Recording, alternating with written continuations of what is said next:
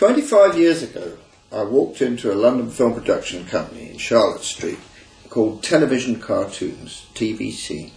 Saw a 9-minute filmed pencil sketch based on Raymond Briggs' picture book, The Snowman, and said, I would love to set this to music.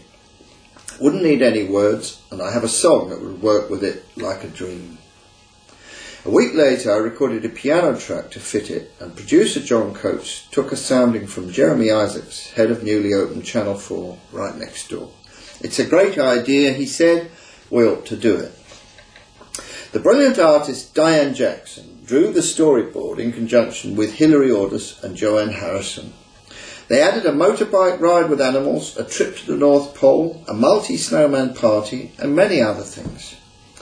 I set all this to music, recorded it on the piano, and a team began to animate it. The wonderful flying scene was animated by Canadian Steve Weston. The finished film ran to 26 minutes.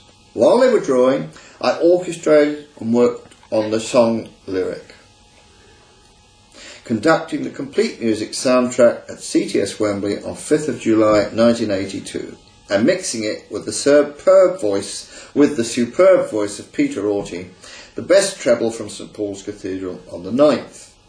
So by the time I met theatre director Bill Alexander in September 1993, The Snowman was already highly successful in a number of ways. The film had come out on Channel 4 TV in 1982. The album and first concert performances had happened in 1983, and the Aled Jones single of Walking in the Air had got to number 3 in the hit parade in 1985. There had been vast amounts of merchandising, grottos in Harrods and Selfridges, and a pantomime in Leicester. Bill was artistic director of the Birmingham Repertory Theatre and was seeking my approval to put this on. I didn't want to give it. I had just completed a 1-hour ballet of The Snowman in Sweden with the great choreographer Robert North, and that was all I could think about. I tried to persuade Bill that we could extend it into a full evening of theatre. We're not a ballet company, Howard. How are we going to do it? He said. I said, you can audition for dancers who can act and mime. We can create new characters and add extra mime scenes, and I'll write a whole lot more music. What about words? You don't need words in a ballet, and there weren't any words in Raymond Briggs' book. Anyway, who ever heard of a talking snowman? Bill became fired by the idea. As soon as people walk into the theatre, he said, the whole stage must look as if it's snowing. At the end, when the boy sees that the snowman's melted, he looks up and it starts to snow again. He realises that the snowman can be built again and can live again. Then we can have the longest and most joyous walk down in history. It was decidedly touch and go. Theatre director John Stalker had misgivings, but bravely gave it the go-ahead. I moved into a room in the theatre to work on it, with Bill right up to the opening night. We just about made it. It was a bit rough in places, but it looked great and the audience seemed to love it. In 1997, Birmingham Rep put it on again, this time to huge acclaim. Rainer Moritz agreed to film the production for BBC Television, and London theatre producers started to offer venues. It's a big show and needs a large stage. Sadler's Wells Peacock Theatre, known for its ballet and dance programmes, and with plenty of front-of-house space for a young audience, seemed ideal. Trucks brought the show down to the Peacock from Birmingham, but unfortunately arrived nearly a day late, while adjacent university folk did not seem too happy about the invasion. The first night opened badly. The full house waited nearly 2 hours. In desperation, I went up onto the stage and said, "Good evening." "What's good about it?" shouted somebody. And at that precise moment, by some sort of miracle, the curtain went up, as it has gone up every season for 10 years since, becoming the most successful and longest running Christmas show in London. It nearly didn't happen. After the 1999 run, there were rumours that it would be taken off.